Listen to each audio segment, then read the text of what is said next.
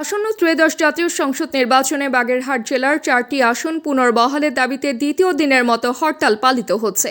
সকাল থেকে জেলার বিভিন্ন সড়কে আগুন জ্বালিয়ে বেঞ্চ পেতে এবং গাছের গুঁড়ি ফেলে অবরোধ গড়ে তুলেছেন আন্দোলনকারীরা।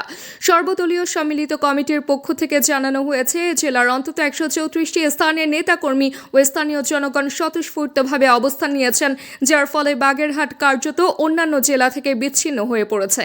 সড়ক যোগাযোগ বন্ধ থাকায় জেলার কেন্দ্রীয় বাস স্ট্যান্ড, ফতেপুর বাজার, সিএনবি বাজার সহ বিভিন্ন স্থানে পণ্যবাহী ট্রাকের দীর্ঘ সারি দেখা গেছে। এতে ব্যবসায়ী ও চালকরা আর্থিকভাবে ক্ষতিগ্রস্ত হচ্ছেন।